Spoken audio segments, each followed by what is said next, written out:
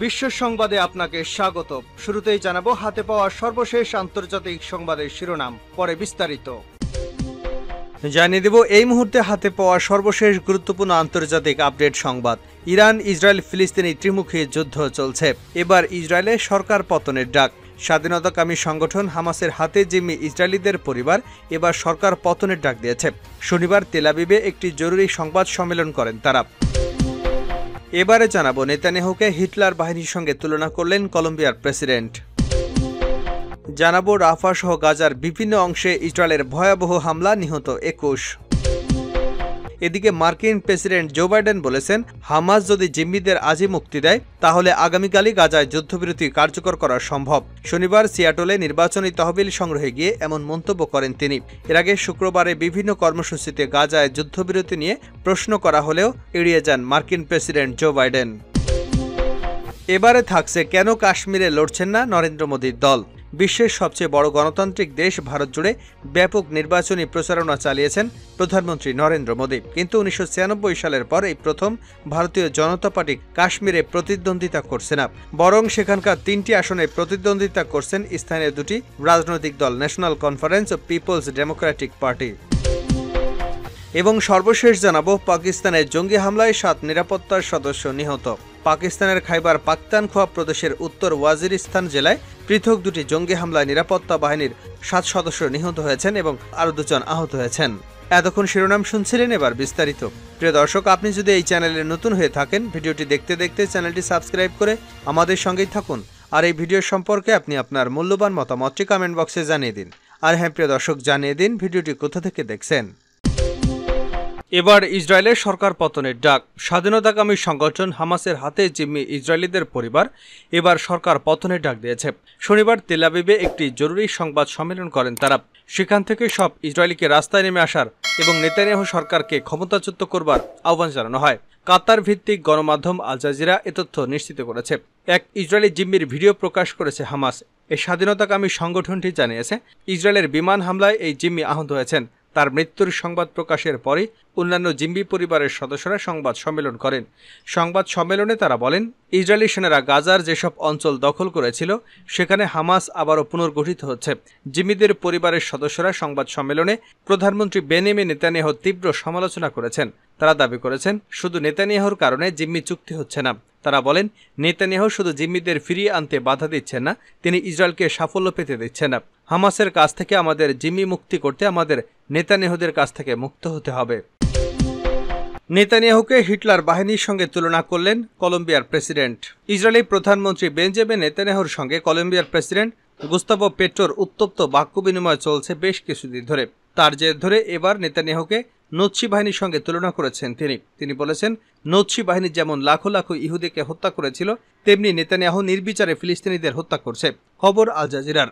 সামাজিক যোগাযোগ মাধ্যম এক্সে পেট্রো লিখেছেন, জনাব নেতানিয়াহু, আপনি ইতিহাসে গণহত্যাকারী হিসেবে হাজার হাজার নিরপরাধ শিশু, নারী এবং বৃদ্ধের উপর বোমা ফেলা আপনাকে নায়ক বানায় না।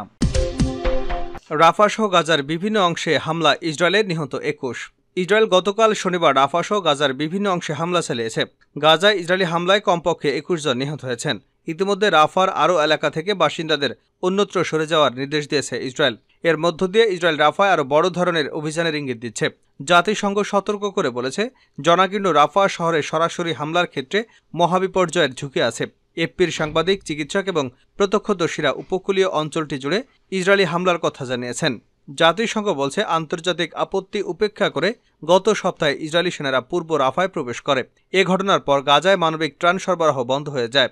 গত মঙ্গলবার ইসরায়েলি বাহিনী মিশর সীমান্তবর্তী রাফা ক্রসিংয়ে ফিলিস্তিনি অংশে নিয়ন্ত্রণ নেয়। তারা গুরুত্বপূর্ণ একটি ক্রসিং বন্ধ করে দেয় আর একটি ক্রসিং দিয়ে যান চলাচল স্থগিত করে দেয়। গাজার একটি হাসপাতালের বিবৃতিতে বলা হয়, উপত্যকার মধ্যাঞ্চলে ইসরায়েলি হামলায় কমপক্ষে 21 জন নিহত হয়েছেন।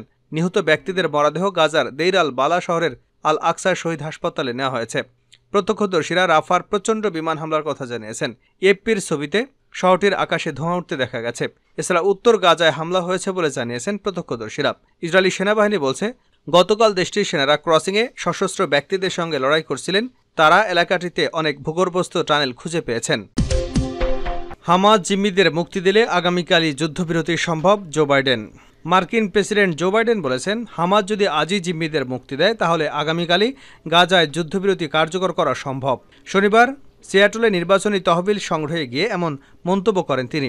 এর আগে শুক্রবার বিভিন্ন কর্মসূচিতে গাজায় যুদ্ধবিরতি নিয়ে করা প্রশ্ন এড়িয়ে যান মার্কিন প্রেসিডেন্ট। বাইডেন বলেন, ইসরায়েল বলেছে যুদ্ধবিরতি নির্ভর করছে হামাসের উপরে। তারা যদি চায় তাহলে আগামীকালই যুদ্ধবিরতি সম্ভব। তাছাড়া জিম্মিদের মুক্তি পেলেই ইসরায়েল এই সংঘাতের সমাপ্তি টানতে পারে।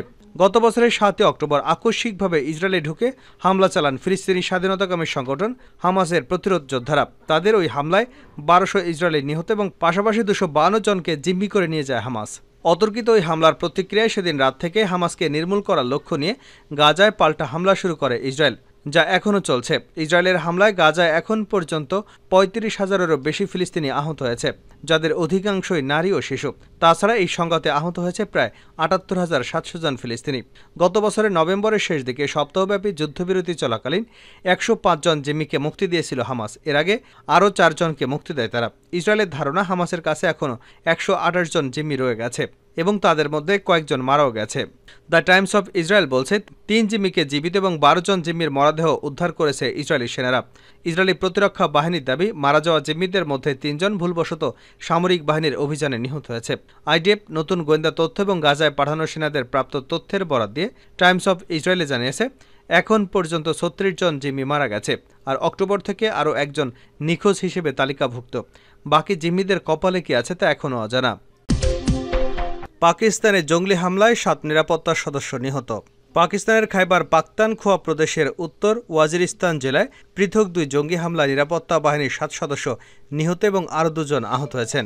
শনিবার জেলাটির দত্তখেল তাহসিলের হাসানখেল এলাকায় মীর আলী শহরের সীমানা এলাকায় এ দুটি হামলার ঘটনা ঘটে। খবর পাকিস্তান গণমাধ্যম ডনের প্রতিবেদনে বলা হয়েছে, প্রথম হামলার ঘটনাটি ঘটেছে হাসানখেলে।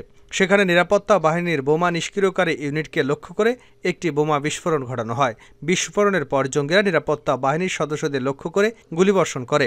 এর ফলে ঘটনাস্থলে নিরাপত্তা বাহিনীর ৫ সদস্য নিহত এবং আরও ২ জন গুরুতর আহত হন। অপর ঘটনায় জঙ্গিরা সীমানা এলাকার একটি নিরাপত্তা চৌকিতে হামলা চালায়। তাদের হামলায় এখানে নিরাপত্তা বাহিনীর ২ সদস্য নিহত হন। নিহত নিরাপত্তা সদস্যদের লাশ এবং আহতদের হেলিকপ্টার যোগে বান্নই সামরিক হাসপাতালে নিয়ে যাওয়া হয়। হামলার পর ২টি স্থানে নিরাপত্তা বাহিনীর সদস্যরা ঘিরে ফেলে এবং এলাকা জুড়ে তল্লাশি অভিযান শুরু করে। পাকিস্তানে জঙ্গি হামলায় ৭ নিরাপত্তা সদস্য নিহত। পাকিস্তানের খাইবার পাখতানখোয়া প্রদেশের উত্তর ওয়াজিরিস্তান জেলায় পৃথক ২ জঙ্গি হামলায় নিরাপত্তা বাহিনীর ৭ সদস্য নিহত এবং আরও ২ জন আহত হয়েছেন। শনিবার জেলাটির দত্তখেল তাহসিলের হাসানখেল এলাকায় মীর আলী শহরের সীমানা এলাকায় এ দুটি হামলার ঘটনা ঘটে। খবর পাকিস্তান গণমাধ্যম ডনের প্রতিবেদনে বলা হয়েছে, প্রথম হামলার ঘটনাটি ঘটেছে হাসানখেলে। সেখানে নিরাপত্তা বাহিনীর বোমা নিষ্ক্রিয়কারী ইউনিটকে লক্ষ্য করে একটি বোমা বিস্ফোরণ ঘটানো হয়।